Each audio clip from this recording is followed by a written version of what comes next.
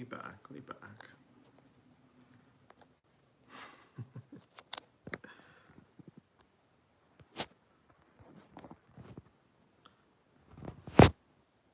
So I'm about to try something a little experimental. Let's see if anyone joins in.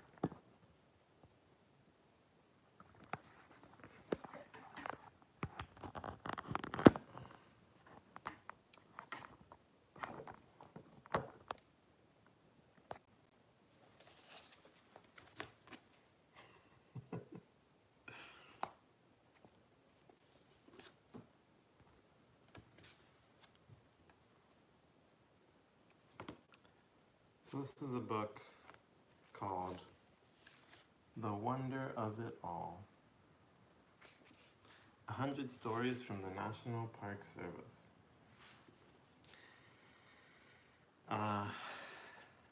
This is a book that a close friend of mine gave to me a few years back.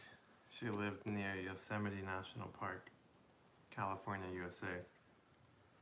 And she passed away recently.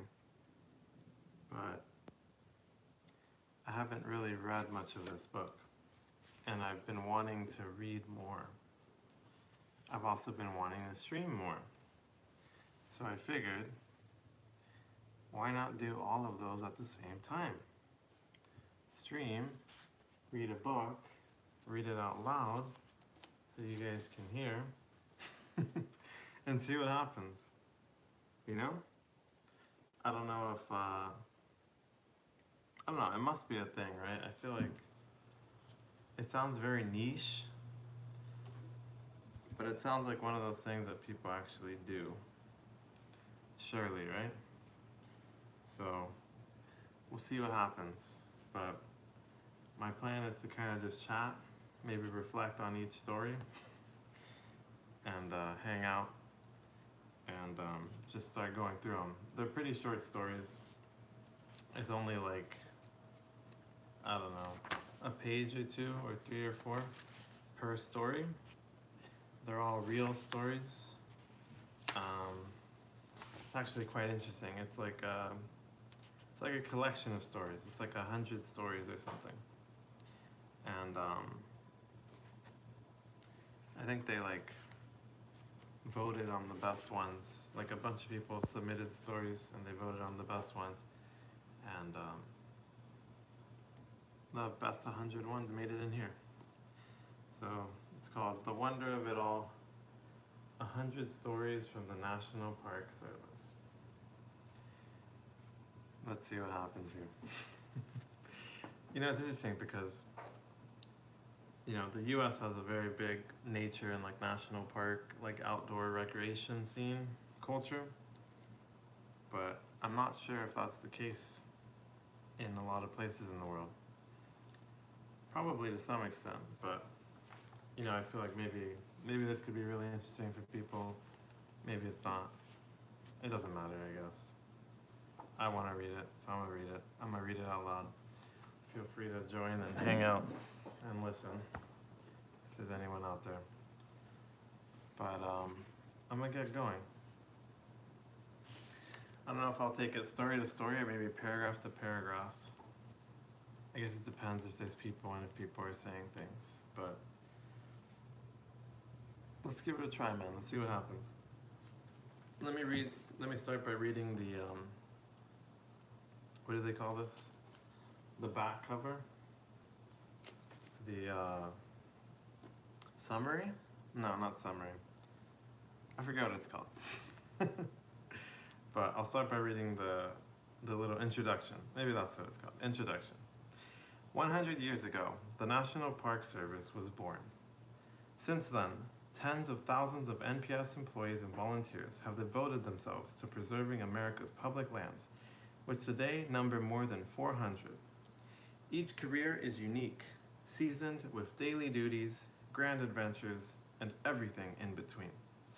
Yet, there is one common element among those who serve in the National Park Service.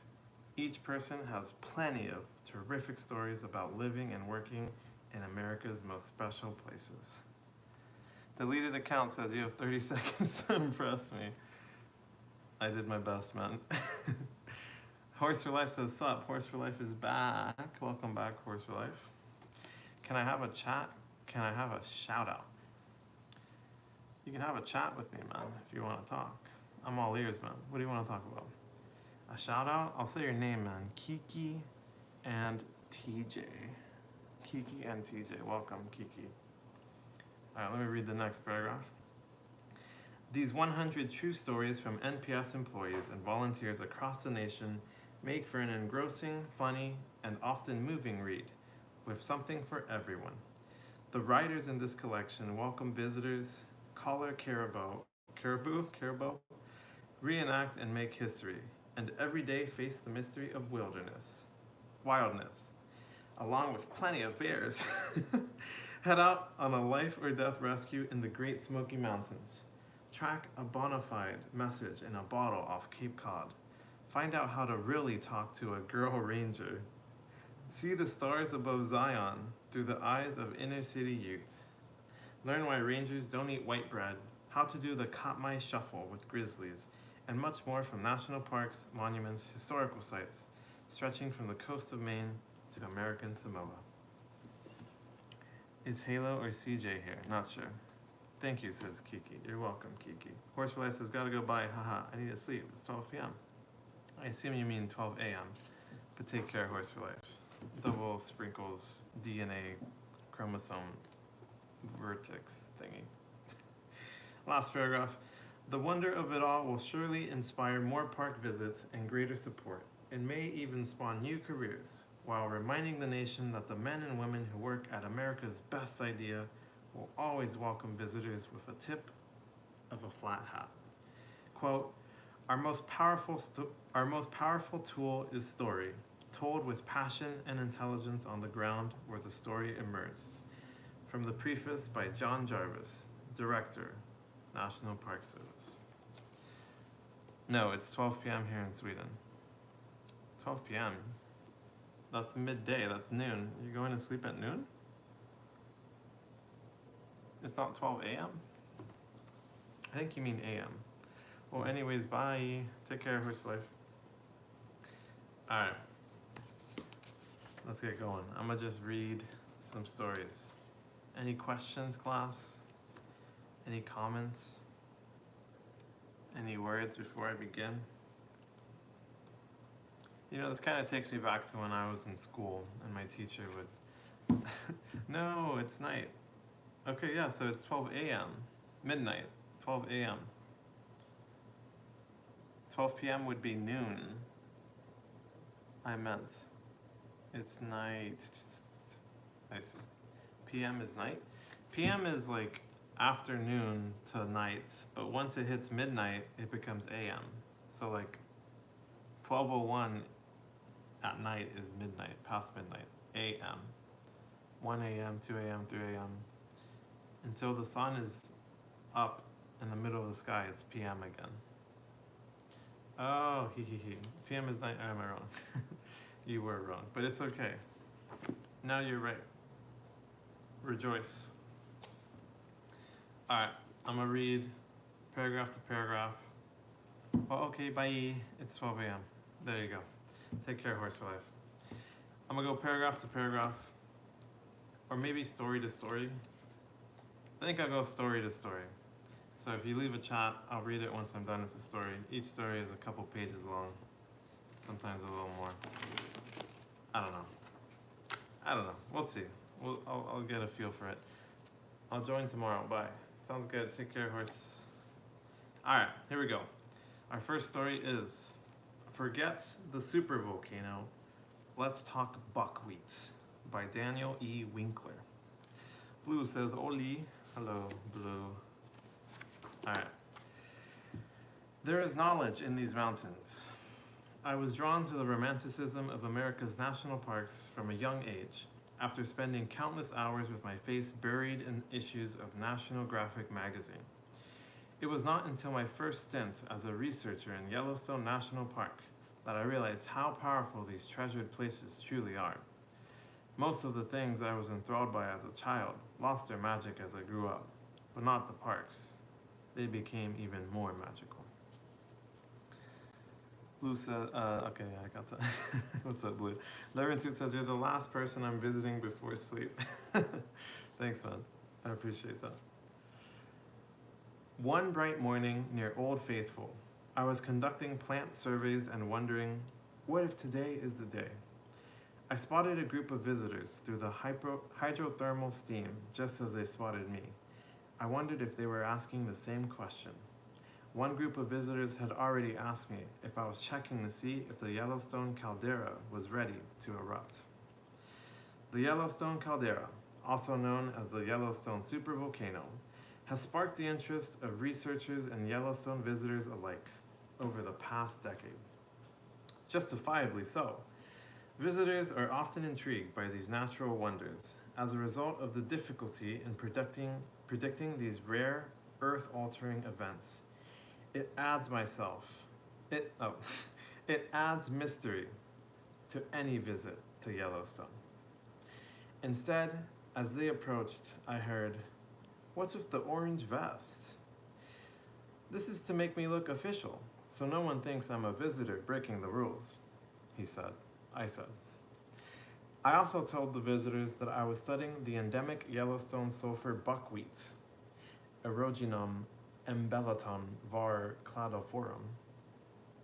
I quickly added that an endemic species is one that is found only in a particular area and nowhere else. Their wide-eyed gazes told me that they loved this new vocabulary word.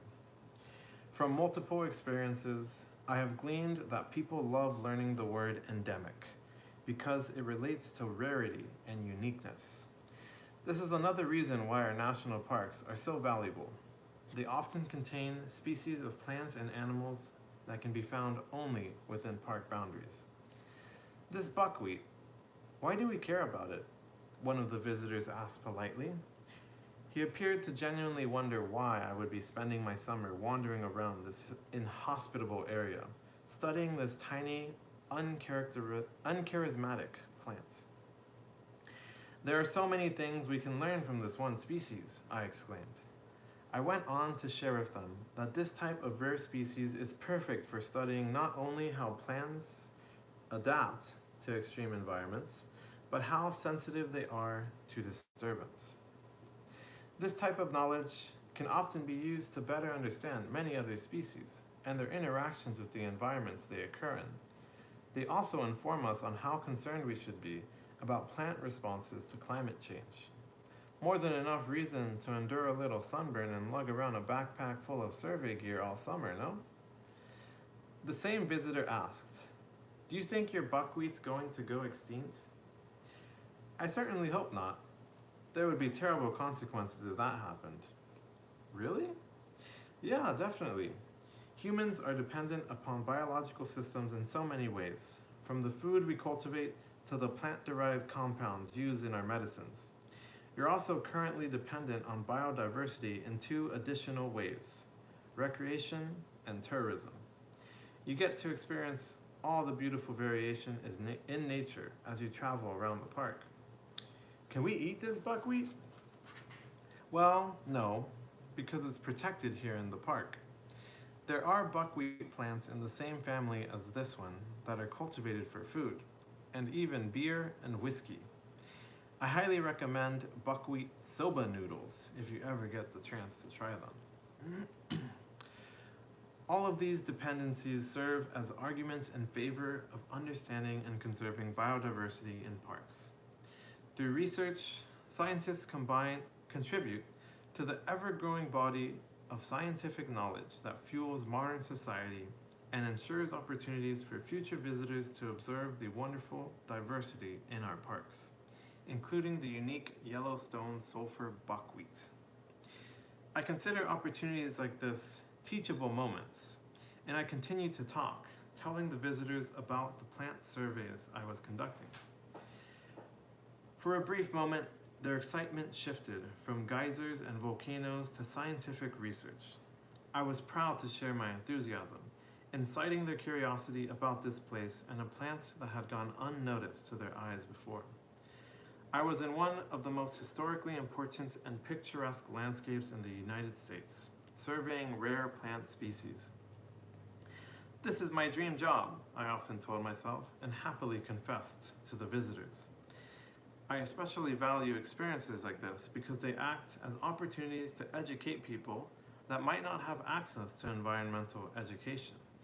And our national parks are an ideal setting for this type of informal education to take place. The parks contain within them living laboratories and rich histories that are housed not only within their buildings and historical collections, but also within the mountains and species they were created to protect. Before parting ways, I smiled for the camera as one of their geysers erupted behind me. There is more knowledge in these mountains now because of my conversation with these visitors. I finished my surveys that summer and, since then, I have worked in an additional 12 National Park Service units. When given the opportunity, I smile for the camera and toss in a fascinating fact or two about the plants that surround visitors as they hike and explore their parks. These experiences have and will undoubtedly continue to shape my career as a scientist and an educator. Research conducted on federal lands provides the public with accessible science via interpretive talks, classroom field trips, and even through encounters with scientists wearing bright orange vests. The end of that story.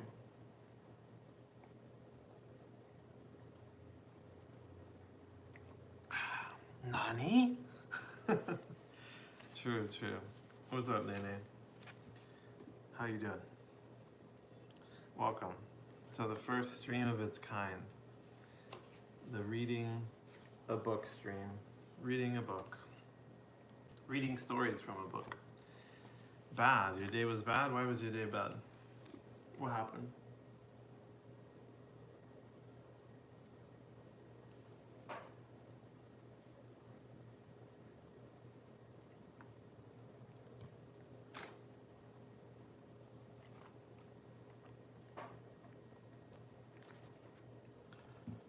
My leg was bleeding. Yikes. What happened? What happened to your leg? This works, I think.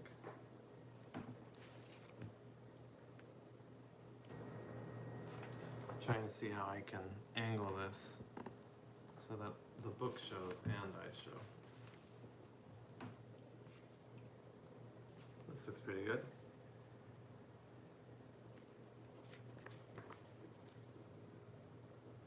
How did you, why was your leg bleeding, Nene?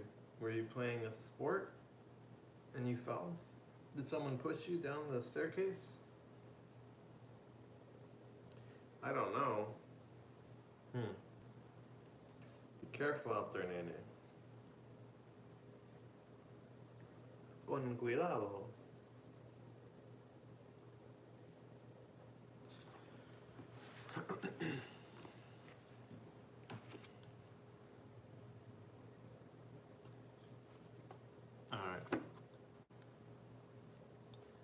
I'm gonna read another story. If there's nothing more you want to say, Nene, anything else you'd like to share about your leg or your day?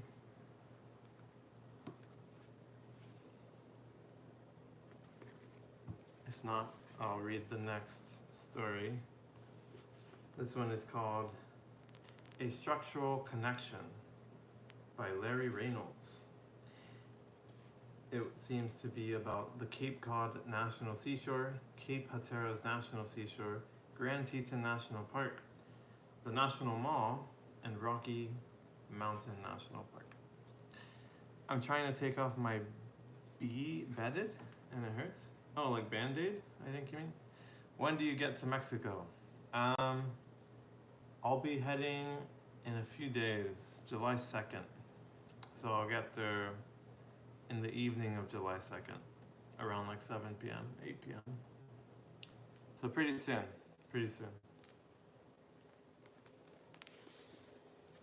All right, I'm gonna read paragraph to paragraph and I'll be watching chat and I'll pause to answer any questions or chat with you guys or whatever. Mexican flag, indeed. All right. A structural connection, Larry Reynolds. When I was a youngster, my parents would often take our family to Rocky Mountain National Park. We lived in Denver, and it was an easy drive. We weren't a hiking or camping family, but we still found ways to enjoy the beauty of the park during our visits. It was through those visits that I began to understand the value of places like Rocky Mountain National Park. A few years later, around 1978, I was an engineering student at the University of Colorado at Boulder and had come home for a weekend visit. Our neighbor, storied Denver Service Center structural engineer Murray Paul, called one evening and said he had some drawings he thought I might like to see. The drawings were of the Cape Hatteras Lighthouse, and Marie was involved in early feasibility studies regarding moving that structure. Jesus. Marie held my undivided attention for several hours, explaining both the details of the lighthouse and the generalities of structural engineering in the National Park Service. By the end of the evening, I knew I wanted a career as an NPS structural engineer. I got that opportunity in 1985 when I was hired by the DSC. Now, more than 30 years later, I look back on a career filled with incredible projects, from designing visitor centers in several parks to participating on the Hurricane Andrew damage assessment team, from helping out in Oklahoma City after the Alfred P. Murrah Federal Building explosion, to working on the initial assessment of the Washington Monument after the 2011 earthquake. From moving the Three Sisters lighthouses at Cape Cod to performing condition assessments of the Mormon Row barns at Grand Teton. I have had opportunities that other structural engineers could only dream of. Most important, I've been able to contribute to the mission of the National Park Service. Yes, I found my park. A whole bunch of them, actually. Wow, that was it. That one was called A Structural Connection by Larry Reynolds. Any thoughts, chat? What'd you guys think?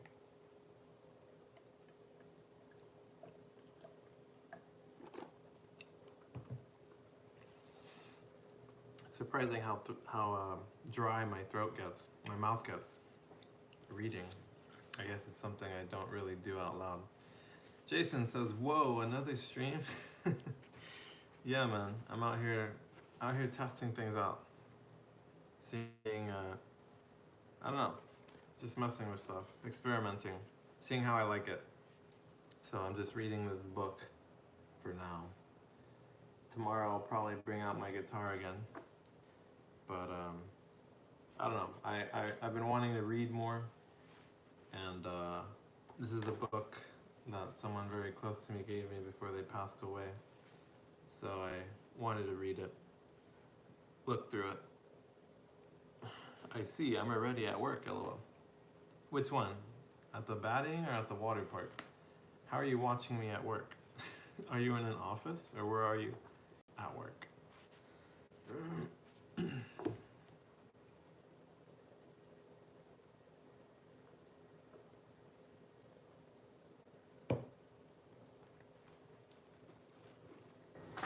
The water park. I see. What time is it? Like 3, 4? I see.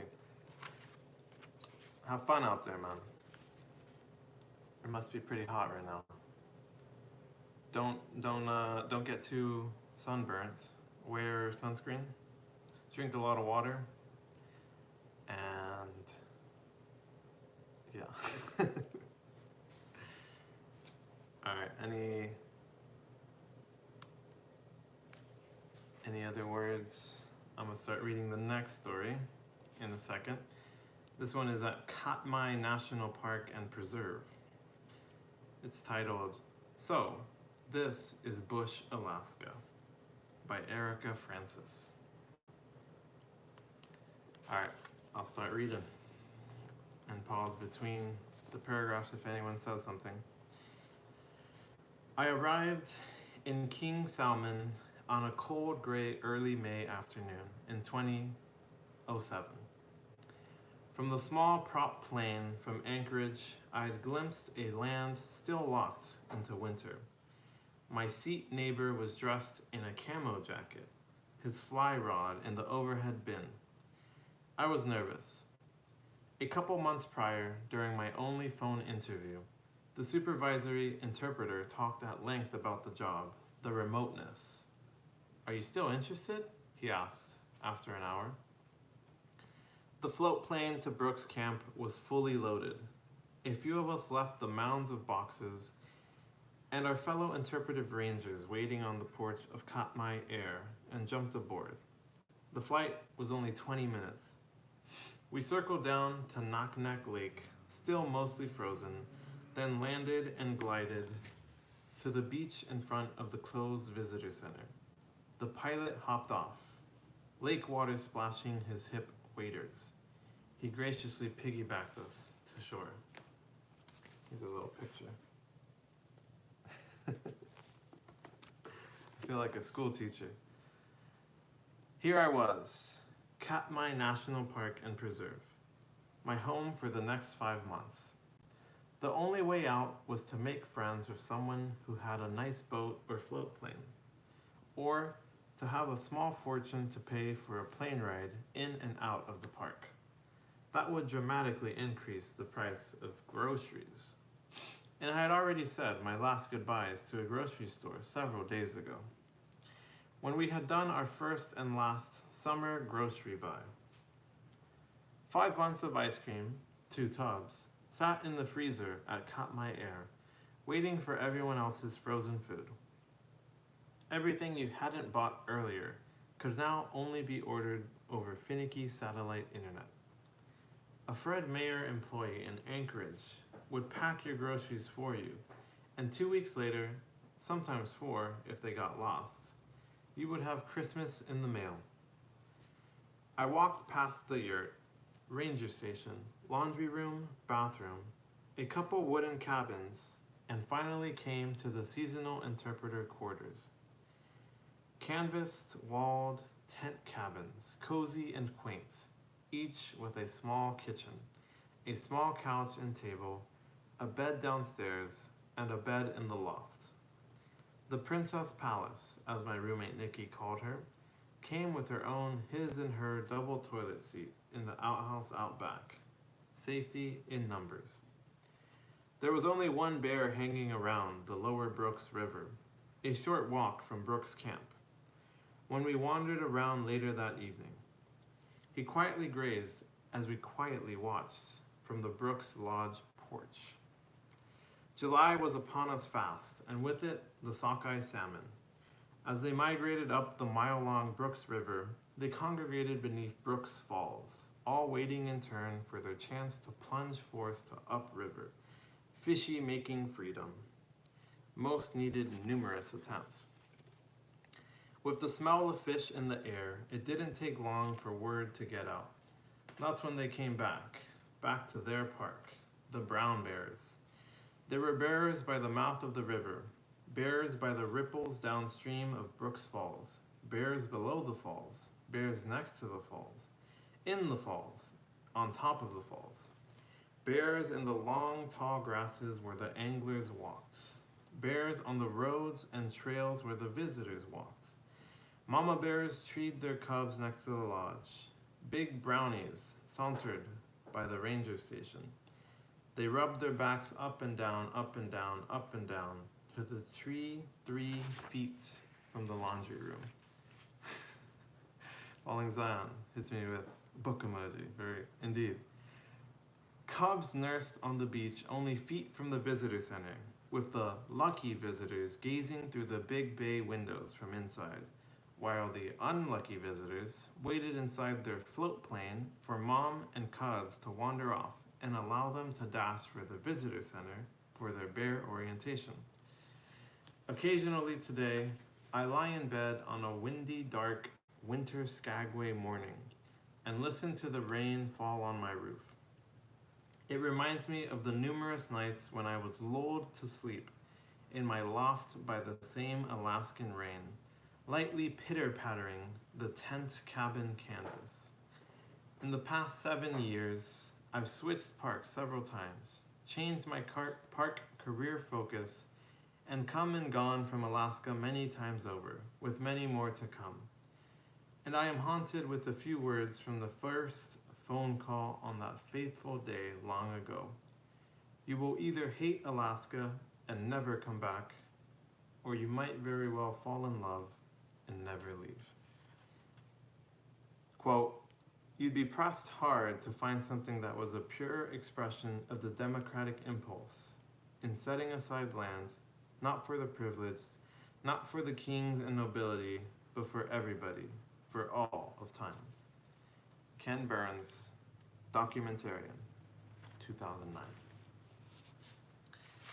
And that was the story. So this is Bush, Alaska.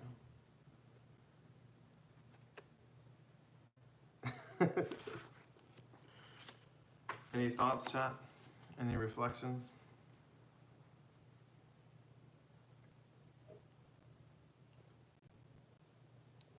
Alaska Pog. Indeed, man. Indeed. What did you think of the story, Falling Zion?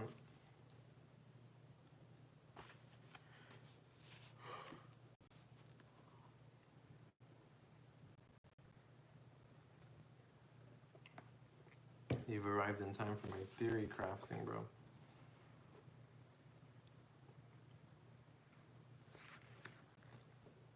Check it out.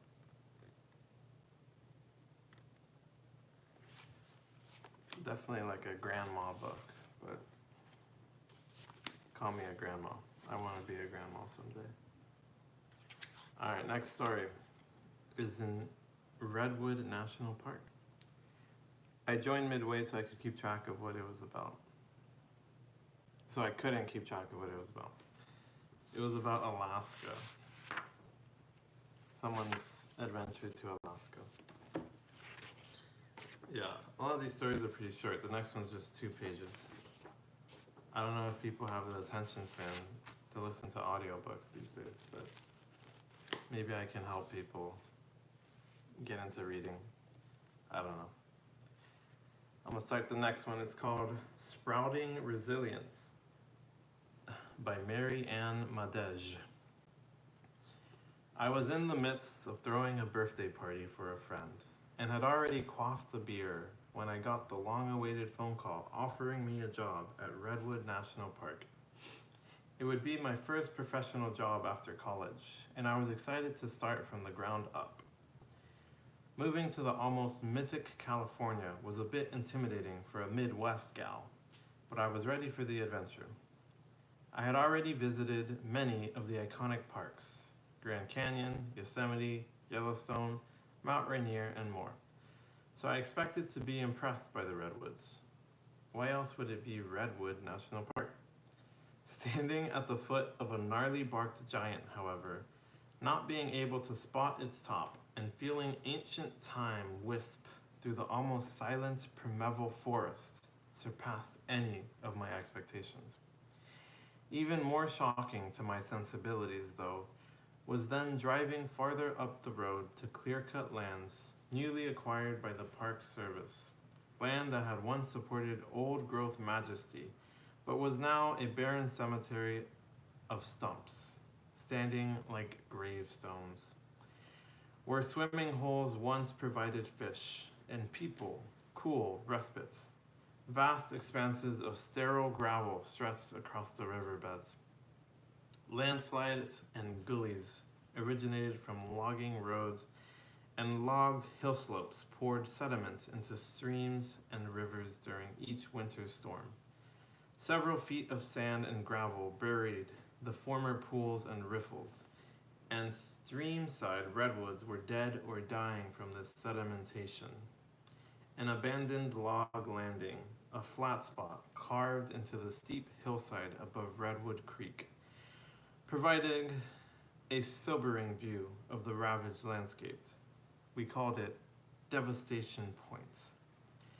And so my job began.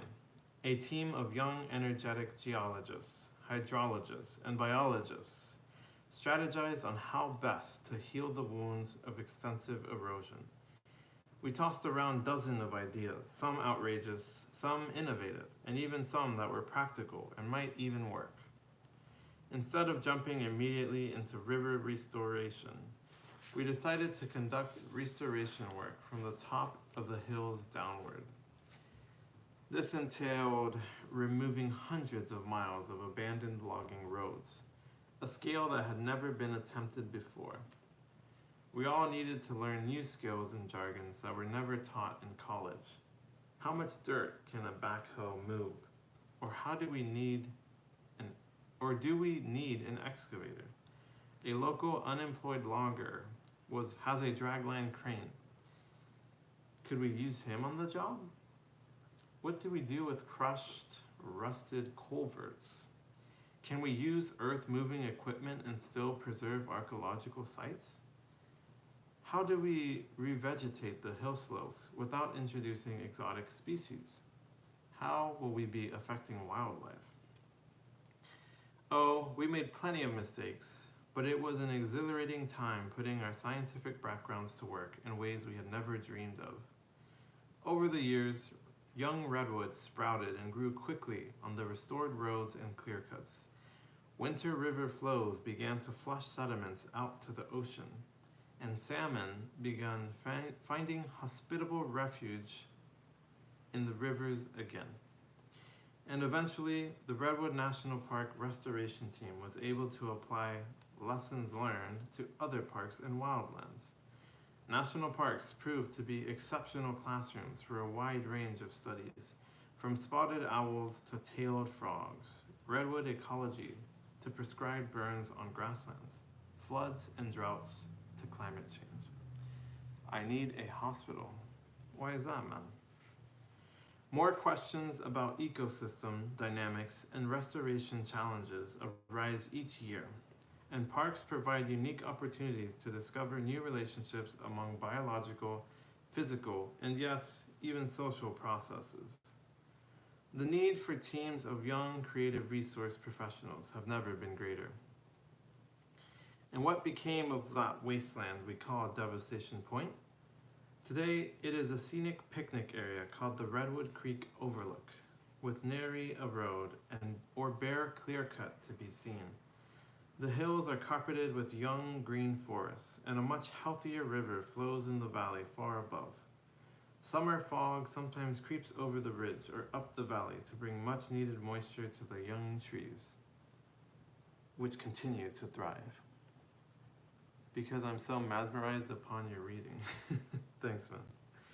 I marvel at the resilience of this system, the ability of nature to heal itself, especially when given a helping hand, just like us.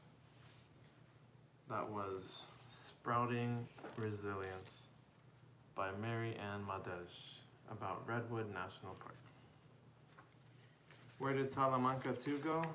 He went to tutor. He's a tutor. He went to work as a tutor. All right, chat, any thoughts? Any reflections?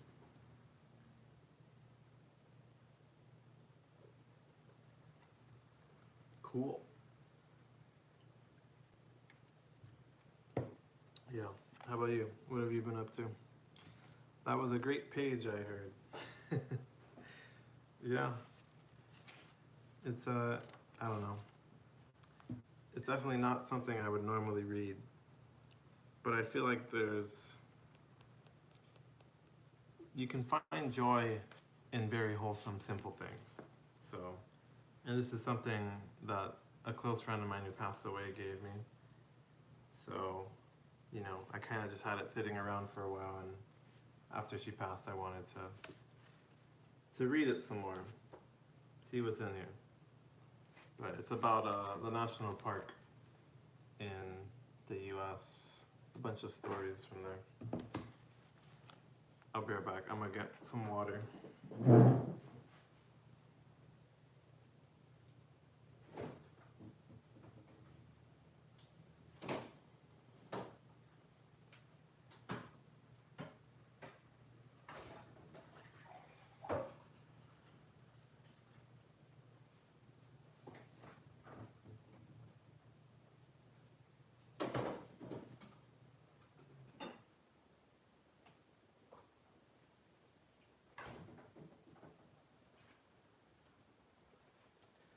some water and a Chinese tea. The only page I heard. Yeah. It's alright, that's half the story, man. That story was only 2 pages long. So you caught half of it. Alright. The next one is at Yosemite National Park, which is where my friend lived for many years, actually. It's called At the Beginning by Steve Hurd. Last evening, the power went out in my rural neighborhood of southwestern Oregon. While waiting for the electricity to come back on, I settled into my easy chair under light from an emergency lantern. It was raining heavily, with high winds forecasted for overnight. Sitting in the lantern light, I started reminiscing over my 40-year career to my first position with the National Park Service, a GS4 entry level, seasonal park ranger at Yosemite National Park. My job function was to collect fees from visitors entering the park, assigned a roommate and a 2-room tent cabin at Crane Flat, with cold running water, a wood cook stove, a picnic table, and 2 single beds. I stood with bags in hand and my jaw dropping open. At night, we were given generator power for a light bulb through the dinner hour from the nearby Permanent Ranger Quarters generator. There were 5 other tent cabins along with the 2 porta potties and a shower house. Living below the recently established poverty line, the good news was that rent amounted to only $7.50 per 2-week pay period. I was a city boy from Massachusetts and way out of my element. No power, a 16-mile hike to Yosemite Valley for food and other supplies, and, God help me, doing my laundry in such conditions. No radio, no TV, no telephone to contact the world outside. Parentheses, my cell phones and personal computers, parentheses, cell phones and personal computers hadn't yet been invented. But all was not bad. How long you gonna be reading for? I don't know. Until I get bored, I guess. The citizens of Crane Flat Tent City were all seasonal employees, a fire crew, a road patrol ranger, and 5 entrance station rangers. We came from all over the United States, and every one of us was in the same situation. Some neighbors had experience from previous years and shared their knowledge, their know-how. Looking back, I remember that, as a community, we hit it off right from day one, despite lack of outside amenities. Orientation included a tour of the park. When we Crane Flat seasonals met seasonals from units around the park, but we stood out as the other side of the tracks station with no electricity. Among us, there built a kind of loyalty and camaraderie one doesn't often find working summer jobs. We were to be envied. We were living and working in Yosemite, Yosemite folks. Beautiful and fabulous Yosemite. It was a place I'd only seen in pictures of famous waterfalls and cliff-faced mountains. To top it off, how many CEOs take the time to interact with their part-time workers and encourage their entire staff to do the same? Not a whole lot these days, but the superintendent did just that. And if he hadn't remembered your name the next time you met, weeks after being introduced, you never realized it.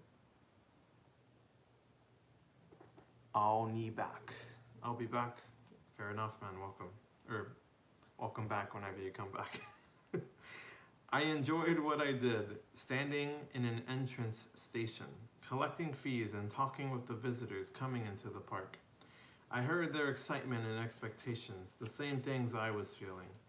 I grabbed every opportunity to walk to the Tuolumne Grove of giant sequoias or get into the wilderness. There were no words to describe the emotions and thrill when standing under centuries-old trees, or topping a ridge and overlooking miles and miles of Yosemite's vast mountainous wilderness. I loved walking trails and wading streams and tossing pebbles into crystal clear lakes. I felt captivated when encountering wild animals, as curious about me as I was about them. Wilderness was grabbing hold of this city boy. How many short stories are in this big story? There's 100 stories in the whole book, but each one is like between 2 to 4 pages. As it turned out, it wasn't all entrance station duty. Occasionally, I found myself beating back fires, searching for overdue hikers, helping accident victims, and patrolling wilderness. Thanks to the guidance and assistance from the permanent park staff, each and every situation taught me skills that built my confidence in my abilities and in the decisions I made. As the summer slid by, I knew I had changed. In my outlook on what life offers, my view of the role of a supervisor, and my knowledge of my own abilities. Living isolated and working long hours isn't for everyone, but by the end of the season, I knew I was hooked and would be back. I'll be back. You know that reference? I assume you're referring to Terminator. Wait. Is that Terminator? Arnold Schwarzenegger, yeah? I'll be back. The end. That was at Yosemite National Park, titled At the Beginning. Steve Hurd. Arnold, indeed. W reference for yeah, I feel like Arnold, I feel like most of what I hear about him these days is like all the respect he gets from in the bodybuilding scene.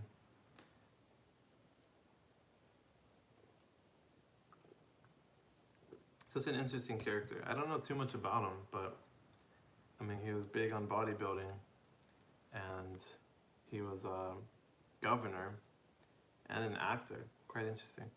These short stories are actually not as boring as I anticipated. Yeah. Yeah, you know, I would expect them to be too. Kane Park says, "What's up, man? How's it going today?" I'm alright, man. I'm alright. A little tired, a little low energy. Honestly, hold on. Let me think.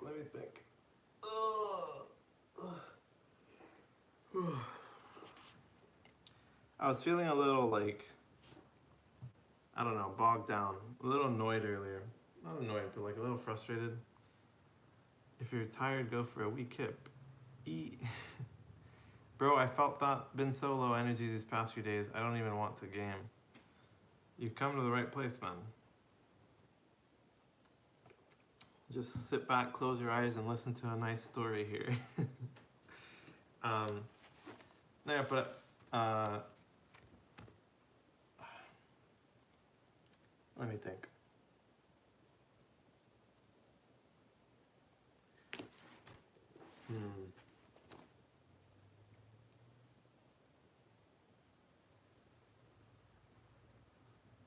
I don't know. I feel a little weird saying this, but earlier, Egg, I don't think it was your intention. I think you were just messing around and like roasting and stuff.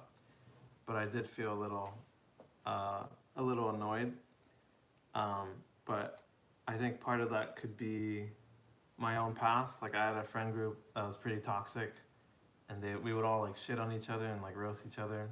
But it would get like personal, and it'd get really ugly. And so I think that affects my perception of it. And I think like,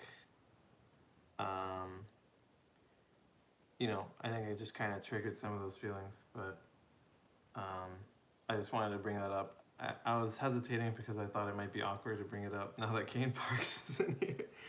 But you know, I feel like it's rare to actually have like one-on-one, you know. But yeah, I just wanted to bring that up. No hard feelings. But yeah, it could be on my end too. Egg said, "I got a 1.5 liter bottle of water. How long should I keep it for?" I'm sorry, you could have just said I would have stopped. No, I know. No worries, man. Um, it's something I struggle with, voicing stuff like that. I think in the past, the thing about my friend group was that it was pretty toxic because like if you like voiced your feelings, you would kind of get invalidated. So like if I was like, if I said something like in my old friend group, people would be like, "Oh, what do you mean, bro? Like, come on, like, I was just joking. Like, stop being a bitch, stop being a pussy, blah blah blah. Um, uh, you're being so sensitive, like shit like that, where they just kind of make you feel like you're the crazy one for feeling a certain way. But yeah. Kane said, "Oh damn, I feel like those aren't real friends for real." No, yeah, I had a really really negative friend group, but it's in the past. I'm not acquainted with most of them. Like I said, I didn't think I got too deep. No, I know, man. I know you're probably just messing around. Um, I think it's a lot of things. Like sometimes if I'm like already feeling tired or like um, if I'm feeling like shitty already, or if I'm already, the thing about like live streaming and shit, doing things online, is you kind of get a lot of people that like are just kind of trolling or harassing or just trying to like instigate you or piss you off. So I think it's a whole mix of factors that played into it. But um, yeah, no, yeah, it's something I want to get better at communicating and like, um, I guess setting those boundaries. But it's all new things for me, and I'm still navigating all that. So no hard feelings. Just wanted to bring it up. Sorry for making you feel like that. It's just the way I communicate with everyone. Yeah, I figured that was probably the case. Um, I mean, you're young, man. When I was your age, like, um, next time just say, man, I'll stop if you think I'm being too aggressive. I'll stop. No worries, dude. No worries. um, yeah, I mean, like, I think it's like in my friend group, we still banter a lot. We used to banter a lot as well. I think it's normal. A lot of, especially male friend groups, like that's just how we talk to each other and stuff. But I think a lot of it has to do with my past and my experiences and my perceptions and shit like that. I think it kind of um, brought stuff up. If you don't mind me, what part triggered you? I mean, just in general, like I was just saying, like um, I had a lot of consistent negative experiences with my old friend group, and yeah, it would get really bad though. Um, but yeah, no worries, man.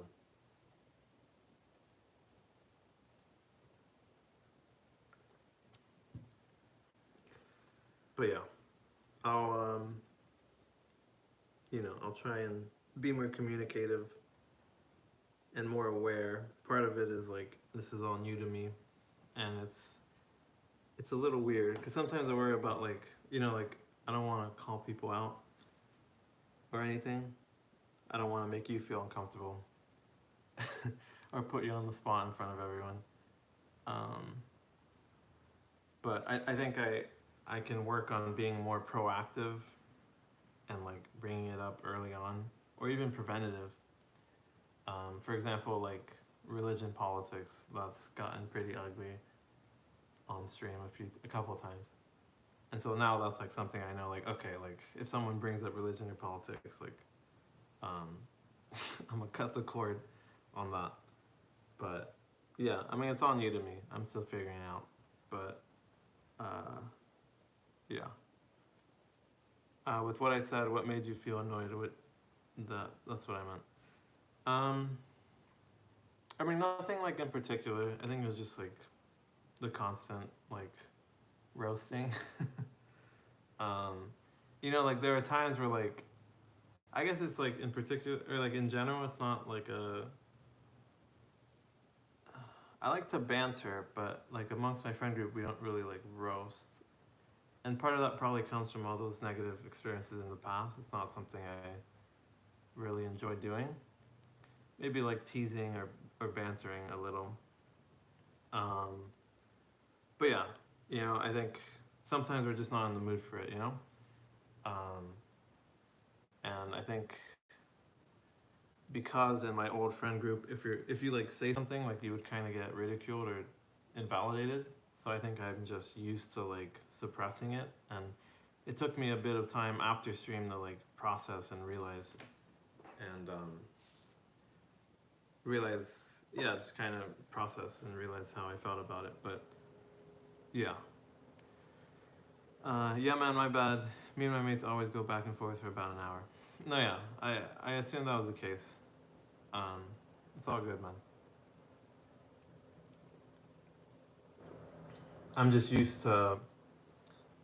I think I've just had a lot of experience where, like, with my friends, it felt very malicious because it would get malicious sometimes. Like I think, we have like when it comes to roasting and like bantering, there's like certain limits, there's certain lines you draw. But in my old friend group, like I would see things get really ugly, like to the point it's not even banter, it's not even roasting, it's literally like bullying and like personal attacking. If I ever do it too much, just tell me and move on to a different topic. Anything else you don't like me doing? Nah. No. No, you're good, man. Yeah, I'll let you know. I'll let anyone know. I'll try my best. It's all new to me. I feel like as a man, it's hard to talk about feelings, and it's hard to like set boundaries. I feel like um, I don't know. I mean, it all depends on cultural context and stuff, but I feel like it's something that is often uncomfortable to talk about or to address, um, and so it's all a learning curve for me. But yeah, don't try not to worry about it too much. I don't want you to overthink it. I guess. Um, I'm trying my best to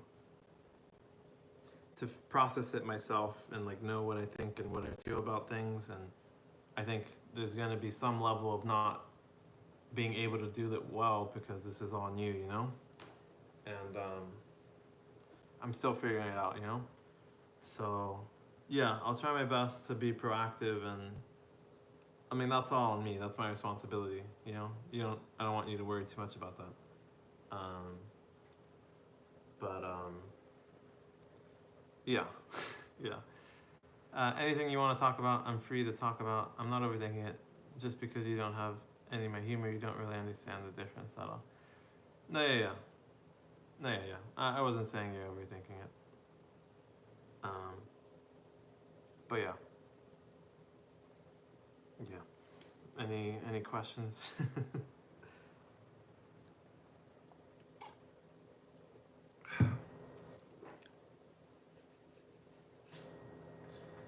Yeah.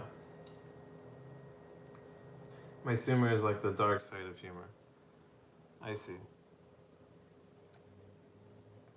Yeah.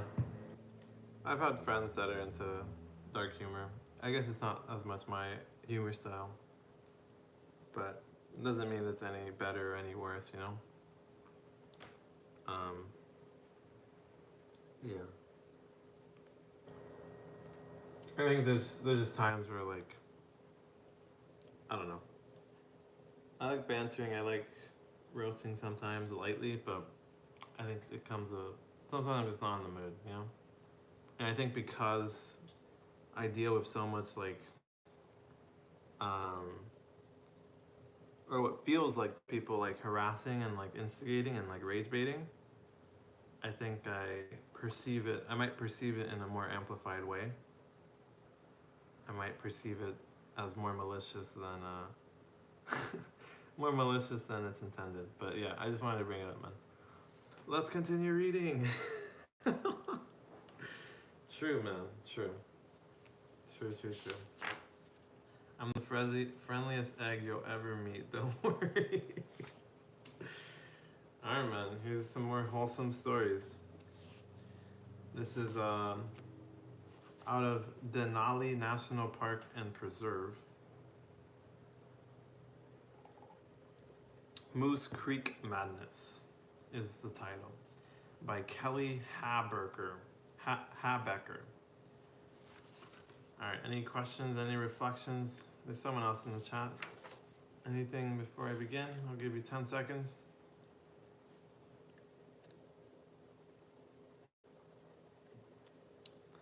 I'm gonna miss half of it because I'm about to wash my face and brush my teeth real quick. No worries, man. All right, let's get going. Moose Creek Madness. I had the good fortune to grow up with a park ranger for a dad. We didn't do summer vacations at the beach like other families, but we had something better. Patrol cabins. We had to spend summers in places like Tulum Meadows, Yosemite, and Toklat Road Camp, Denali. When I was 6 and my sister Katie was 3, we started the tradition of skiing to the Logan Creek cabin in Glacier. These became our family getaways. The most memorable was an adventure with just Dad and the girls when we were teenagers. We hiked into Moose Creek Patrol Cabin near the west end of the Denali Park Road. I had been on one backpacking trip and considered myself an expert. Katie was going through an anti-Doorsy phase and had to be bribed with the promise of pizza on our return. We shouldered our packs and made our way into the rolling hills. Denali's wilderness has no developed trails, so we traveled cross-country, bushwhacking our way through thickets of alder and dwarf birch. It had rained the night before and drops of water shimmered on every leaf. Within moments, our heavy canvas hiking pants were soaked through. We squelched through squishy tundra bogs and brush that fought our every move. Shouts of, "Hey bear," soon became our only conversation, and we struggled to keep forward momentum. Then the breeze died down. Within moments, thick clouds of mosquitoes swarmed us. Every inch of exposed skin hosted hundreds of probosces. Proboscises? And we couldn't breathe without sucking in at least a dozen. The tundra hummed like a high-tension power line. These were the voracious little mosquitoes that hatched in midsummer, the kind that showed no mercy. We slapped and swatted, but it was impossible to get them all. Where were the head nets? In the car, of course. After about an hour of this, I was concerned. Dad had told us the hike was only a mile, and we had definitely gone further than that. Shouldn't we be there by now? I asked. Could we have passed it? Dad stopped and let Katie walk ahead. When she was out of earshot, he said, "It's really more like 4 miles, but don't tell your sister." What? He lied to us? Lured us out here under false pretenses? But he was right. Katie would have never come if she had known it was longer than a mile. We slogged on, an occasional breath of air giving us a break from our mosquito misery. Nothing else moved on the tundra, not even a caribou. Finally, we saw the grove of spruce trees that sheltered the cabin. All 3 of us broke into a run, longing for shelter. We raced down the hill, stumbling through the bush, packs bouncing on our backs. Then we danced with impatience in the shelter of the cabin's porch, while Dad removed the spiked bear-proof door cover and unlocked the cabin. As soon as the door swung open, we dove inside our refuge, leaving Dad to remove the shutters. Built in 1934, the cabin was a standard log patrol cabin with a covered front porch, a food cache on stilts, and an outhouse. Outside were small log houses for winter visitors. Denali's sled dogs. Inside were a wood stove, 2 twin beds, a table, and some kitchen supplies. We cooked dinner on a kerosene stove using water hauled from the creek. Mac and cheese seasoned with mosquitoes. The cabin wasn't exactly airtight, and they had no trouble finding us. The constant whining in our ears was driving us over the edge. After dinner, I had to face the dreaded trip to the outhouse. Denali outhouses are deluxe, with warm blue foam seats and the best views anywhere. But this one didn't have a door, which meant fully exposing yourself to a mosquito onslaught. We took turns sprinting to the outhouse, taking care of business, and bolting back to the cabin, opening the door to the narrowest crack possible to let each other in. Rummaging around for the Scrabble board found in every cabin, we unearthed our savior, a can of buhach. Made from dried pyrethrum flowers. Buhach is an amazing substance. Buhak? I don't know how to say that. We put a little on the lid of a tin can and lit a smudge. It was like a cartoon. After a minute or so, mosquitoes started falling in mid-air, dying right and left. Which site is this? This is Denali National Park and Preserve.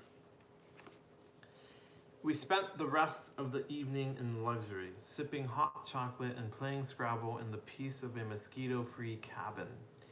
Before going to bed, we lit another round of buhak and buried deep into our sleeping bags to scratch our bites and try to sleep.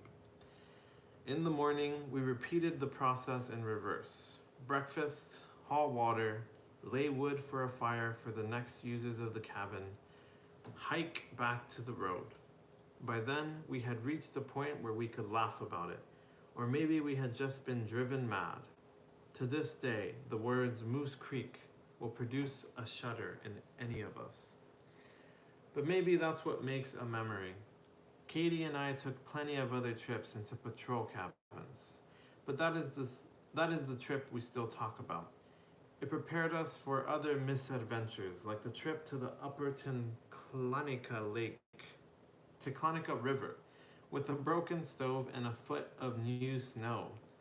We learned to take it all in good humor as part of the great and grand adventure of life. Growing up in the national parks, break time. What are those dwarfs? Growing up in the national parks, you have the biggest, most exciting backyard a kid could want. I was lucky enough to call Yosemite Glacier and Denali my backyard. Even as a kid, I knew the backstage access I had to these places was something special. Whether it was a ride along in my dad's patrol card, an end-of-season potluck, or donning the uniform myself as an interpreter, growing up a park brat instilled in me a sense of place and community that I treasure. They're trolls. Oh, right. That was Moose Creek Madness at Denali Park National Preserve. Attack!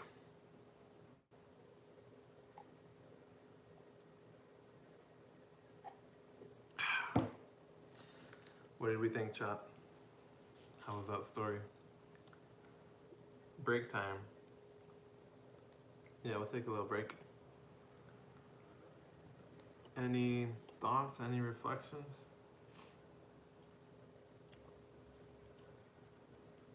Any stories of our own? For the 1/8 I heard of it. It sounded pretty weird, not gonna lie. Yeah, I don't know. It's probably because it was 1/8 of it. But it was an interesting story. Cheeky little story. Basically, she hiked into the cabins with her father and her sister. And her father lied about it being a 1 hour or a 1 mile chat. Let's talk about your past and future, not mine or the chat's. Where did you grow up? I grew up in Los Angeles, California. All we have is the present though, man.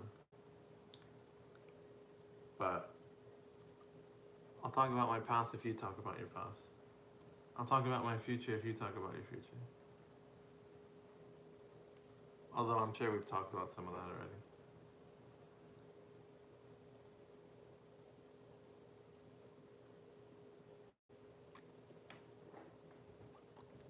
How did you enjoy growing up in Scotland? I guess you still are growing up, but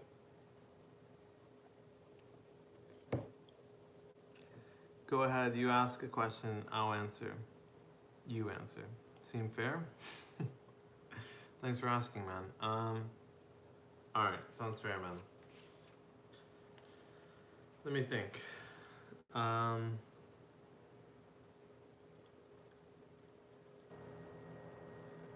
What was your favorite movie? What's your favorite movie growing up? Anyone in the chat, what's your favorite movie growing up?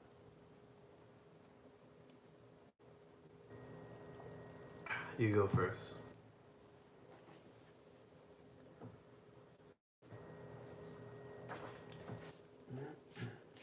Growing up, so does that count as right now?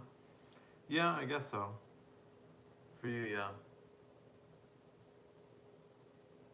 I guess you're a teen now, so maybe if you want to think as to when you were a kid.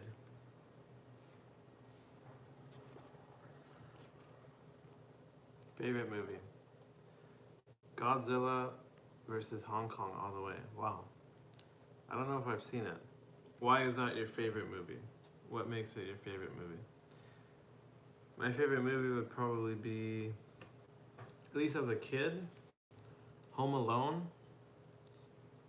/ either Home Alone or Harry Potter and the Sorcerer's Stone. I would watch those all the time. Probably a good dozen times as a kid. Every Christmas and whenever else we wanted to. My kid movie was probably Hotel Transylvania. Oh wow. Is that Hotel Transylvania? I mean, I'm familiar with it. I've heard about it all the time, but I'm not actually sure what the premise is. Because it's Hong Kong finding more of his species and its overall plot is amazing. Oh, okay. Godzilla. Kong. Wow. Interesting. I have not. I've probably seen it at some point, but probably long ago, man. Hong Kong. Not Hong Kong. Not Donkey Kong either. Where are you getting that from? No, I'm just thinking of Hong Kong. Kong. Is that his whole name? He's the gorilla, right? Just Kong? King Kong. Oh, okay. King Kong. Well, there's also Donkey Kong from the Mario games. And then there's Hong Kong. Yeah. Alright, how about favorite book? Yeah, Big Massive Gorilla. I see. Favorite book. Have you read a book? Next question. Are you big into reading books? Do people still read books? Did you grow up reading books? I don't know if kids in the US are reading much books these days. Favorite book? I like Tally's Blood. Huh. I've never heard of that. What is it about? Tally's Blood. Sounds like it might be a Scottish book. I did read books. I've got a whole collection. I see. I feel like in general, most kids these days probably don't really read books. Probably younger than you and me.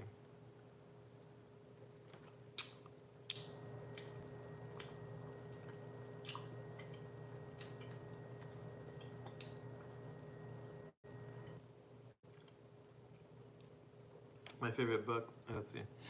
It's about Italians moving to Scotland during World War II, and basically them getting extreme prejudice and racism attacks. Holy shit.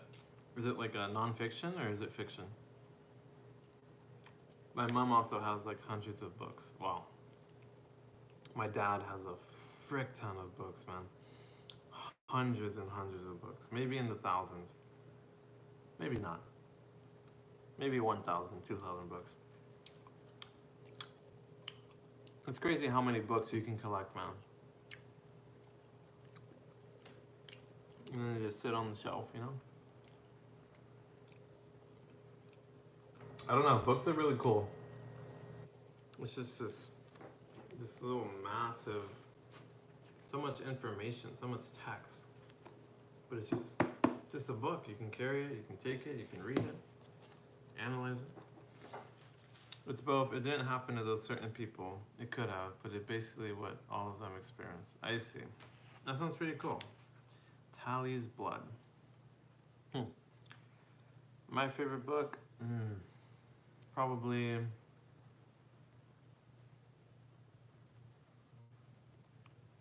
Oh man, I really loved Goosebumps books. Do you know Goosebumps? It was like kind of small book, probably like half the size of this, half the length. They're pretty short, probably the size of like my hand. Scary books, Scary Tales by R.L. Stein. Goosebumps, oh my days, love that thing. Yeah, I think they made a movie out of it a few years back. I forget if I've seen it. But I used to love those books. I remember in elementary school, going to the library, they were just so fascinating. The artwork was super sick. The like the colors, like they all had different colors. I read so many of them, man. They were really cool. And I really liked the ones that it was like choose your own story, like choose your own destiny. Like you would read it, and then depending on what decision you want to make, like it takes you to another part of the book. You like jump around. Kind of like what they do with like there's some like movies they've made like that, or like there was a Black Mirror show like that. There's a lot of video games like that, like choose your own adventure, choose your own story. But it was like in book form for Goosebumps. So it was super sick. So probably Goosebumps. Yeah. Let's see. Favorite food. Favorite food. Hit us, chat. Favorite food. Like dish. Favorite dish. Anakin Skywalker says, "What the hell? Wag the hell is Guan Sunny? Wag the hell is Guan Sunny?" Indeed, man. Chicken parm. Oh man. Chicken parmesan. That sounds good. Sounds tasty, man. Man, I would have to say, honestly, fried rice. Fried rice is just such a classic. Probably like my most eaten dish. I can get it in any province of China, in the US. But apart from fried rice, I really like, it's like a Chinese dish. It's like stir-fry eggplant. Really good. But yeah, I don't know. I like a lot of different food. Favorite food, that's a hard one. Can I choose like a type of restaurant? If you want, sure. Wagwan. Egg, no. Commit, come on. Wagwan, is that a type of food? I'm not familiar with that. Type of restaurant?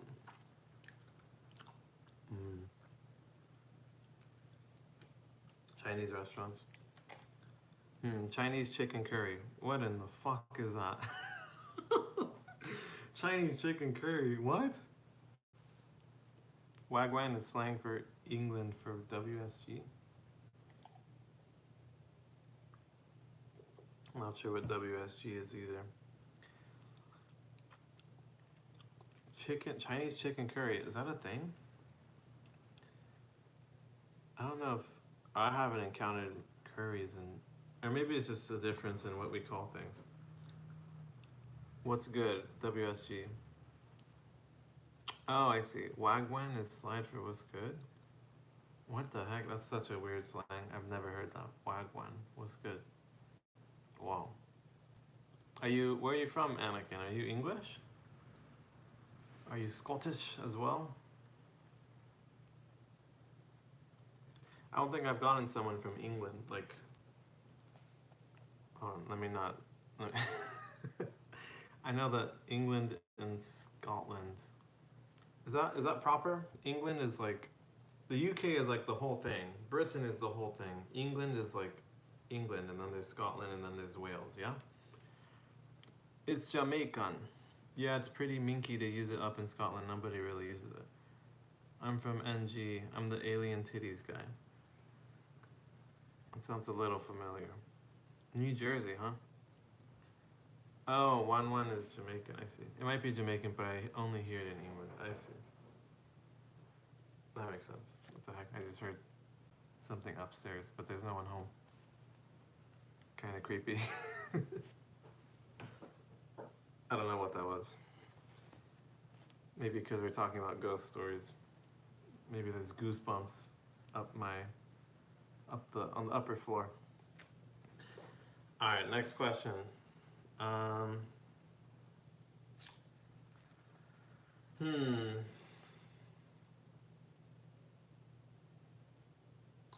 Favorite favorite band, favorite artist. UK is Wales plus England plus Scotland plus Northern Ireland. Yeah. Okay. Thank you, Adolfo. And welcome, Adolfo. How are you, man? I don't think I've ever seen you before. Okay. I see. Right, let's backtrack. How do you not know English chicken curry? I don't know what that is, man. I don't know what... English chicken curry? Or Chinese chicken curry? Can you describe what that dish is? Because curries, I feel like curries is like Thailand, like Pakistan, like India, Malaysia. Like that's curries, you know? I don't know what a Chinese curry is like. I don't think I've had curry in China. Maybe we're thinking of the same thing, but it's just called different names. Is it just like a stir fry, like a saucy? Like what is it? What is Chinese chicken curry? Can you describe it to me? Anakin Skywalker says Wagwan equals Wa. What's Guan going on? I see. Oasis. Nah, MJ. Oh, I see. Michael Jackson. Michael Jackson is pretty goated, man. Yo, how do I need to describe this? Chinese chicken and curry with rice. Where are you from? I am from the United States of America, but my parents are from Mexico. Chinese chicken and curry with rice. Are you talking like what kind of chicken, bro? What kind of chicken? Are you talking like orange chicken? Like, is it saucy? Is it savory? Like, is it fried chicken? Is it like Indian curry? Like, what is Chinese curry? That's what I don't know. Yo, Chinese chicken. Bro, I don't know, man. I don't know. I don't know what you're talking about, man. Just chicken. You're telling me plain ass like chicken breast. Chinese chicken equals cat? I doubt it. Are you talking like chicken breast, bro? I'm from Mexico. Greetings from Guadalajara. No way. Are you serious, Adolfo? Wait, is this a prank? Were you lurking in here, bro? Do you speak English and Spanish, both, Adolfo? That's funny because in a few days I'm going to Guadalajara. I'm flying to Guadalajara, Mexico. Chicken, bro, just pure chicken, no bones. I'm serious. Wow. That's fascinating. Yeah, I'm going to Guadalajara in like 4 days. How... Adolfo, stop lying, man. Come on. Adolfo, can you prove it to me? Dime algo de Guadalajara, que solo alguien que vive en Guadalajara sabe. Plus I'm Russian and Japanese. Impossible. You're live streaming there, otherwise I'm covering the Guadalajara. Adolfo or me? I plan on live streaming wherever I am in the world. But I'll be in Guadalajara for a few days, and then from there I'm going to my dad's hometown, which is a little scary because Adolfo probably knows where my dad's hometown is. Ha ha ha, ya las tortas ahogadas. Esa se prueba absoluta. Okay, you got me, man. He's referring to, there's these Spanish sandwiches called tortas, and they're like, it's like drowned sandwich, basically. It's like these sandwiches with like, like super sauced up and like I think it's like a tomato spicy sauce or something. I don't know much about it. I've had it a couple of times. You better. Yeah, yeah. I'll be live streaming in Mexico a bunch. That's part of the whole reason I'm going there. Vlogging slash live streaming. Yo, can we rap battle? Oh man, I do know how to freestyle. I'm pretty decent at it, I like to think, but I have to get in the zone. I think it's a little harder to get in the zone when I'm live streaming. Oh my gosh. I could hit you with some spoken word though. Debes probar tacos, los provi cuando vayas. Tacos los provi cuando vayas a Guadalajara. ¿Qué son? What are those? Tacos los provi. Quédate en Zapopan y prueba tacos los provi. 10 de 10. He said, oh wait, Egg, you speak a little Spanish, no? He said, stay in Zapopan and try the tacos los provi, 10 out of 10. That's so crazy, Adolfo. Tengo familia en Zapopan. Tengo familia en Guadalajara y en Zapopan. Pero no he probado los tacos los provi. I have family in Zapopan, but I haven't tried the tacos. This is funny. Just the other day I was practicing translating. I was translating between English, Spanish, and Chinese, just to practice. It gets a little too intense when you do 3 languages, though. Los tacos son muy buenos en Mexico, not gonna lie. There it is. Excellent. Well done. Adolfo, ¿conoces a un pueblo que se llama Sayula? Sayula? Marcio is back. He says, my brother-in-law lives next door and he is singing karaoke so loud. That sounds tragic, man. Adolfo says, it's just a tacos restaurant. It's just a tacos restaurant and it's 10 out of 10. Oh, it's a place. I see. Is it cheap? How cheap is it? See. Excellent. Nice, Egg. I weigh. Wow. Now my fears are getting a little more real, you know? Like, I was a little worried. You know, the thing about live streaming is, like, if someone wants to harass you, they could. Because you're, like, live. And so, you know, I was thinking, like, okay, like, if I'm in Mexico, there's no way anyone from Mexico would ever find my live stream. Especially not in the pueblo I'm in. But Adolfo is from Guadalajara, and he knows the pueblo my dad's in. So he could probably, if he was a bad actor, he could probably find me. It's a little spooky. Kind of crazy. I know the town south of Guadalajara. I see. Yeah, I've been to, ¿Conoces a Tapalpa? Do you know Tapalpa? Alright, let's see it here, man. This must be a rap, so let me read it in a rap style. You don't got bars, but you said that you did. You got so many feet to step on, you might be a squid. Very nice, Anakin. Very nice. Voy a Guadalajara la próxima semana. Recién reservado. Wow. Impresionante, Egg. Very impressive, man. Adolfo says, yeah, Tapalpa is beautiful. That's crazy, Adolfo. Adolfo, supongo que eres mexicano entonces. ¿Naciste en Guadalajara o de dónde eres?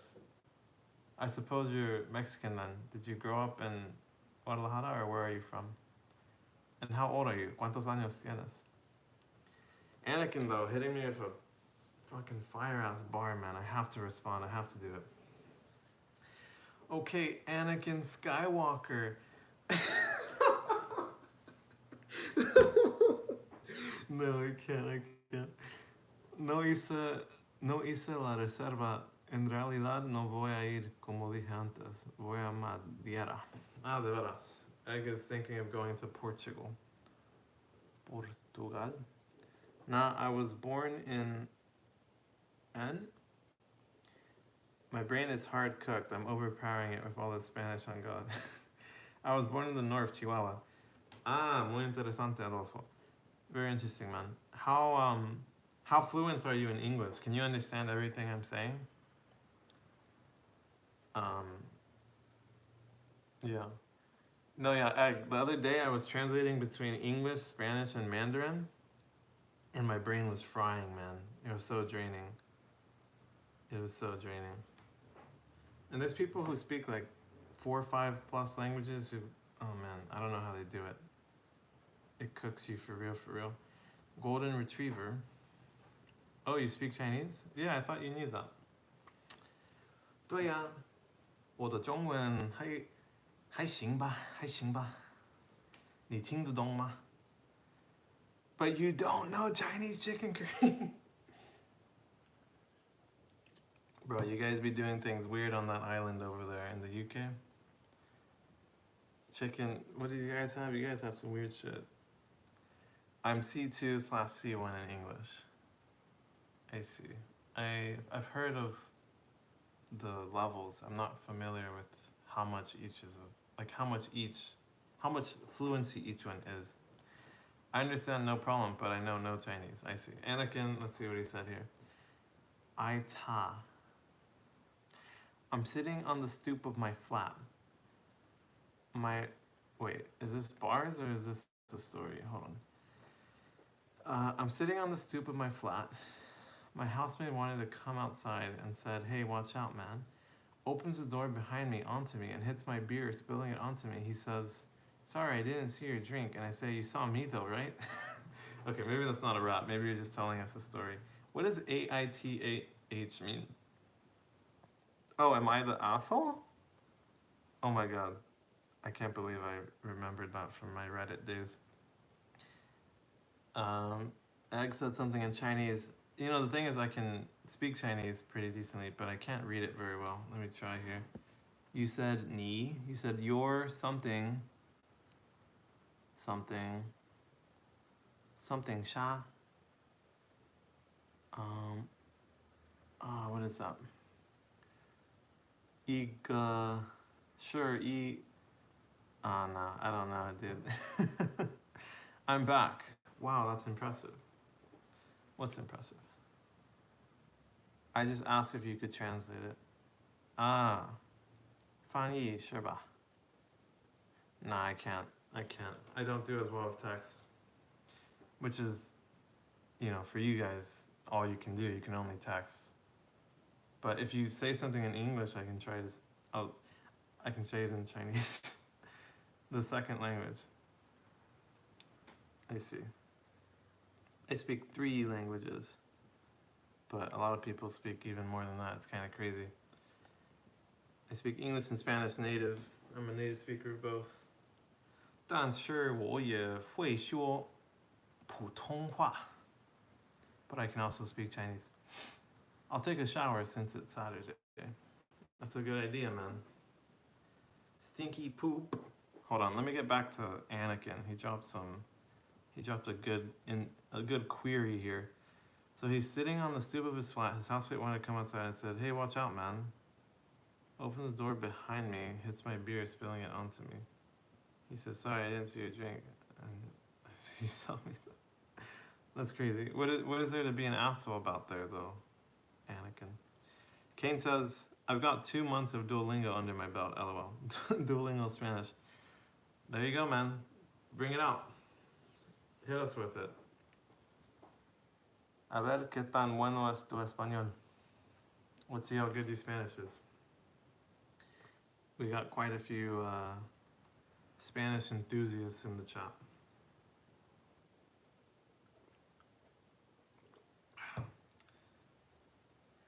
We got the same glasses, but I wear them better. This is a witch hunt, son. Get branded with a scarlet letter.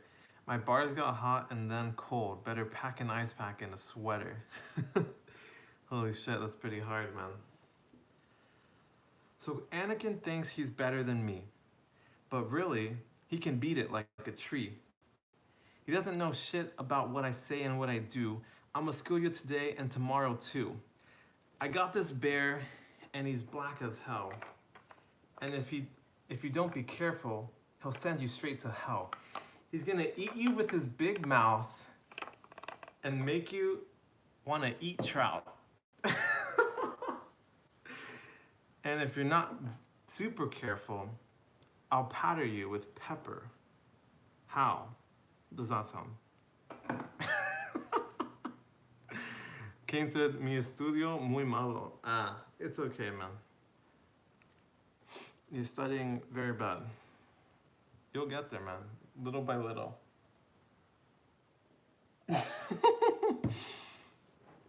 Egg says, oh, damn, holy moly. Oh no, never let this guy cook again. I had to do it, man. I had to do it, bro.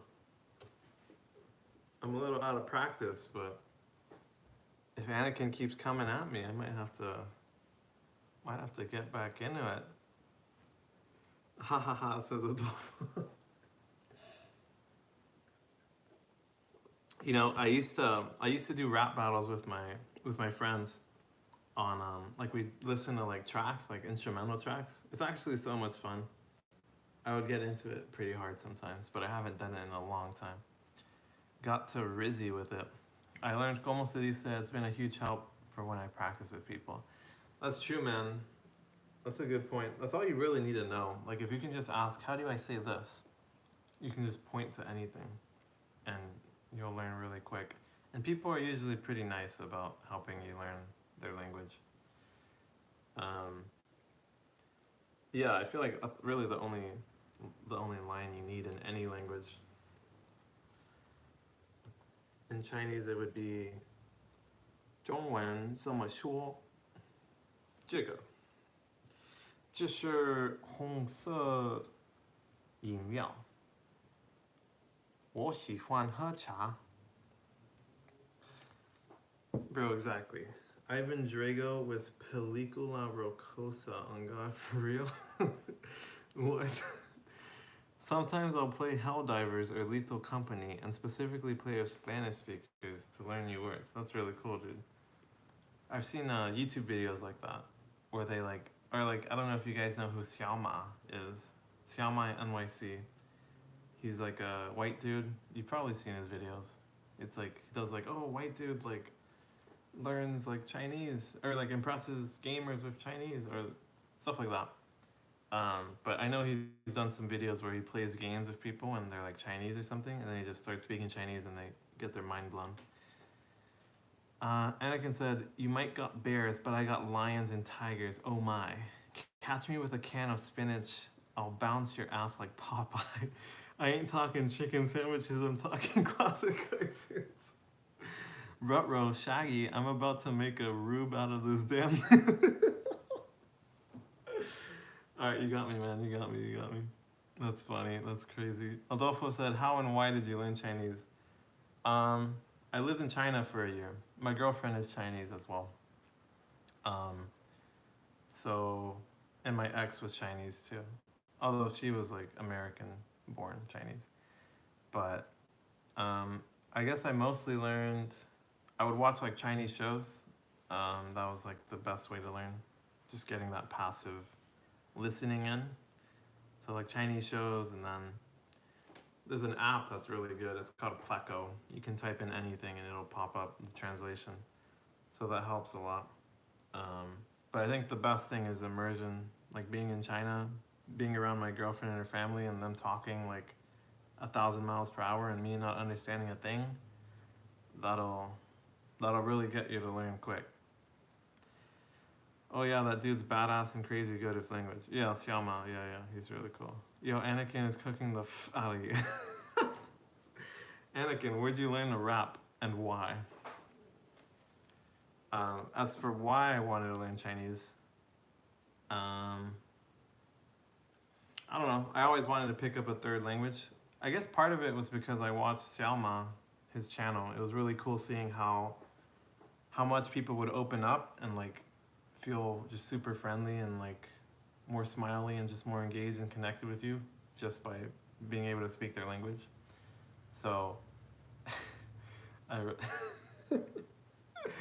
Kane said, "Bro, turn to the dark side. He's Vader now." Egg said, "Ni hao." Dueda, dueda, dueda, dueda. Yeah, so I just, it seemed like it's a really cool thing to learn a language. I really was interested in learning another one.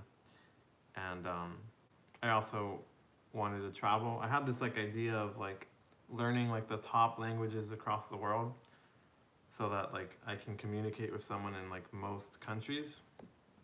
So like up next, like I've dabbled a little, I don't speak really any, but I've dabbled a little with like Russian and Arabic and like Swahili, thinking like that it could be cool to like, you know, learn all these major languages so that wherever I'm at in the world, I can communicate with people, you know? I really want to learn ASL, American Sign Language, yeah? Egg says, yo, I just realized this. Adolfo says, oh nice, I like Russian. Привет. Привет.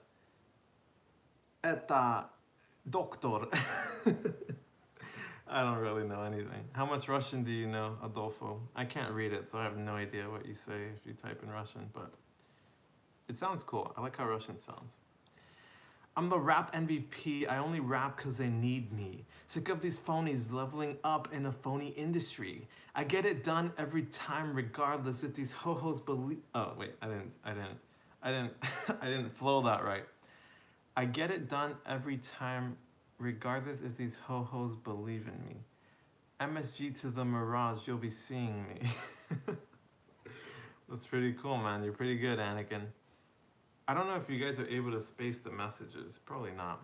It's probably just one big text, but that would help me read your rhyme scheme a little better. But it might not be possible. Egg said, when I say first one to move is gay, it means first one to move is gay, but you can say it in two different ways in Spanish to mean the same thing. You can probably say it a lot of ways. But yeah, that's one of those things people are constantly dropping in the chat. It's English or Spanish. I'm pretty basic in Russian. I could understand 10% of conversation. Yeah, it's a little tricky, right? Because it's like, there's like what you understand and there's what you can like be understood, you know? Like with my Chinese, I can understand maybe 25, 35%, really simple shit.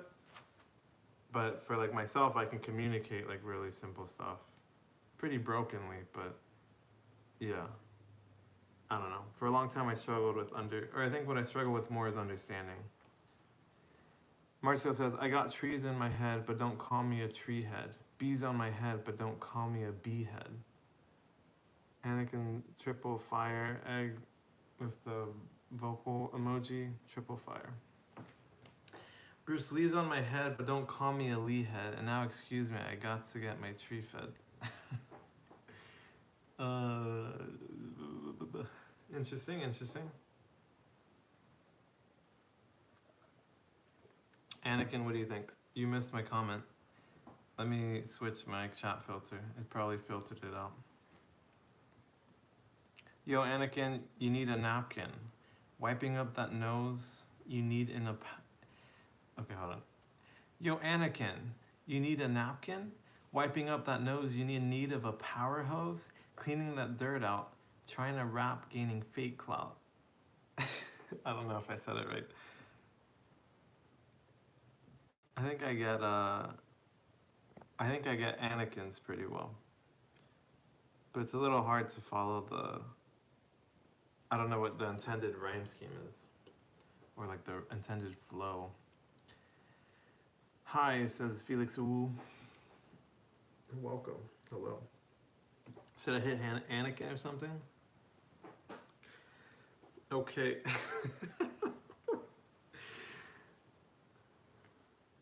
Okay, Anakin thinks he's cool, but I've seen you in school, boy. You ain't got the social skills to talk to no girl, boy. I see you walk up and you trying to say hello, but you quiver and you stumble and you fall to the flow. Oh my gosh. Egg said mine was talking about the snot coming out of his dirty snout. I see, I see.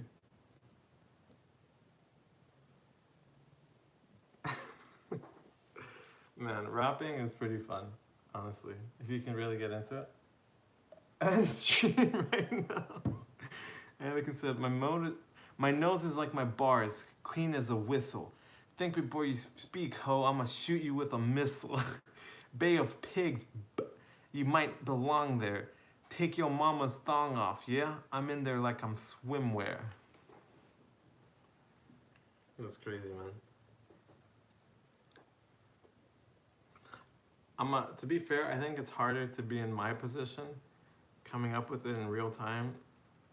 You know, I don't know how long it takes Anakin to come up with these, but it's a lot harder to do live, I'll say that. But maybe he's doing it live. Maybe he's typing it all in one whimsical flow, you know? I would never know. But you're pretty good, man. Cheers. I'm impressed. I have to leave now. Nice to meet you. See you next live. Thank you, Adolfo. Appreciate you hanging around.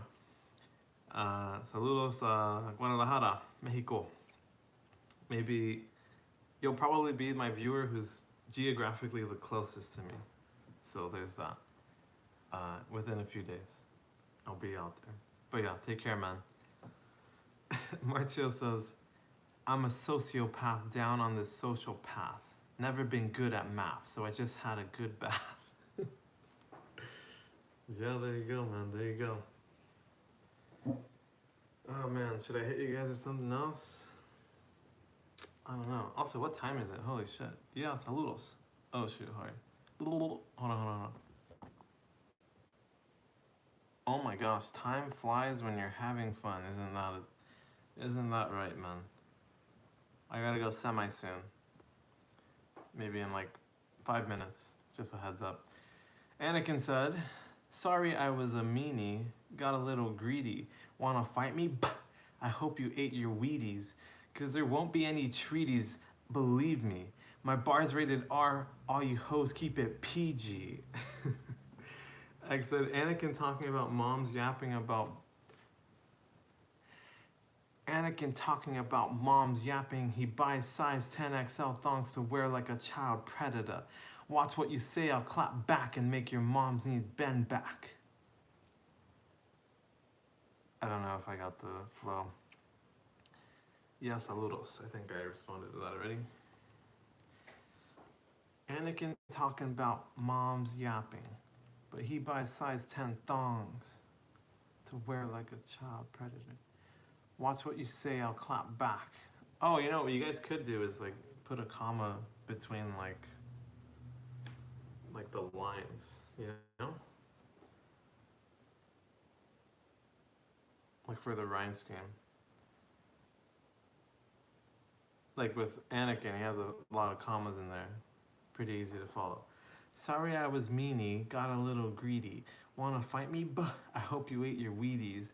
Cause there won't be any treaties, believe me. My bar's rated R for all you hosts to keep it. Oh man, that's good stuff, Anakin. I like that.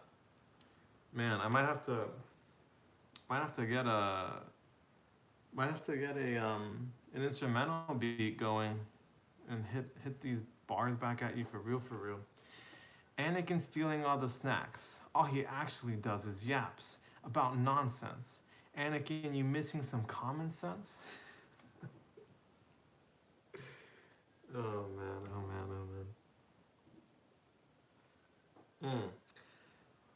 Alright, Chinese rap, here you go. 你好，我给你我的中文的红色的饮料可以 I don't know. I have no clue. I'm not at that level. I've tried Spanish rapping before, and it feels a little easier sometimes. Bigger trigger, finger sugar, cougar bugger. That is poetic. Talking to him like you're the one. Anakin, look at you, getting hung for prom. Oh man. Oh man. All right, let me try one in Spanish. Okay, tengo mi té y me gusta tomarlo. Tengo mi café y me gusta enseñarlo. Te voy a dar un boom boom boom en tu. Okay, I've got nothing. Esteban Roca says, what's your mother tongue? I don't know. I mean, English and Spanish are my native languages, but I guess even then, Spanish is the language of the Spaniards who came to Mexico. But my parents are from Mexico, I'm from the US. But my native languages would be English, Spanish. Martio laughed. Anakin said, bro rhymed sense with sense. How the fuck does that make sense? I ain't that dense, but I still do better rhyming sense with sense. We all saw what I did, no one stuck on the fence. Best of the best, that's what the I am. Oh man, that's some good shit, man. I love how like aggressive Anakin is.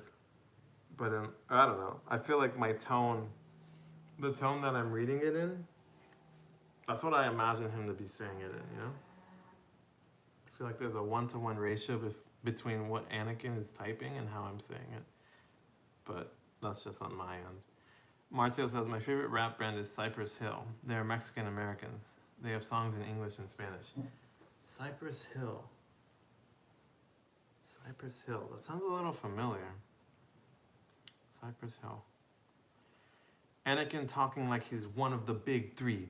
Man, all you talk about is having fetish with big feet. Talking about the best, he needs to give it a rest before he breaks his big brittle bones.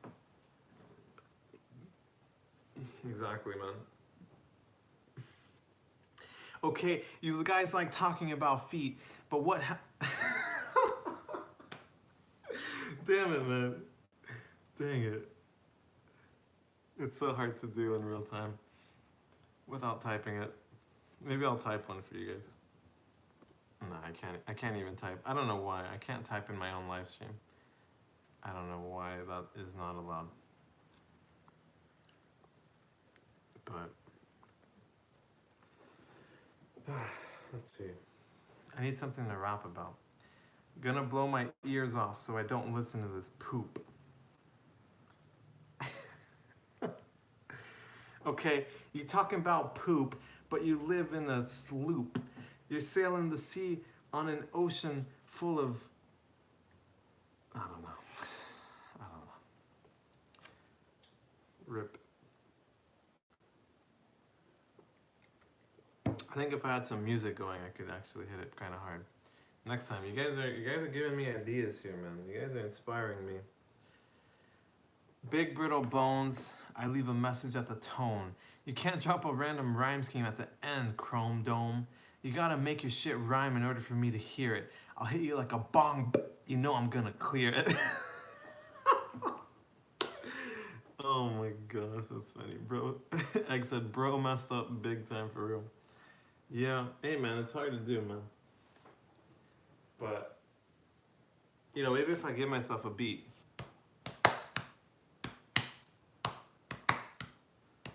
Hey. Okay, we flow. No, it's too much. Anakin, only thing you're trying to clear is that case you had against a 10-year-old.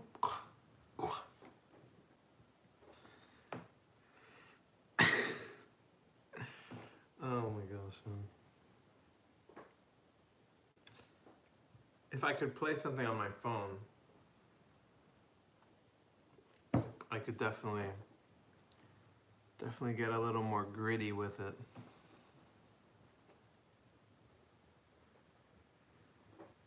Unless I put it on my laptop. I feel like that's definitely like copyright claim territory. I assume. What did my comment say for you, Ivan? Which one? Marcio says, as time goes by, you learn to rhyme for a dime, and then you die, and that's goodbye. As time goes by, you learn to rhyme for a dime, then you die, and that's goodbye.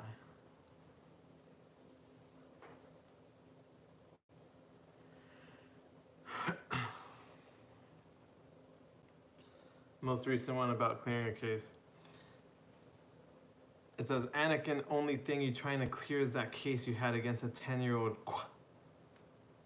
I'm just watching my language. I'll say it, queer. Against a 10-year-old queer.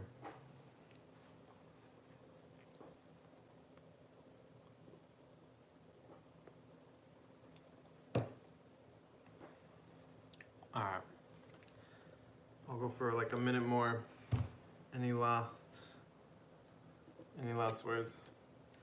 Oh, I thought it didn't show up. No, I'm just watching my language. I go ba, qua, f, the f, b.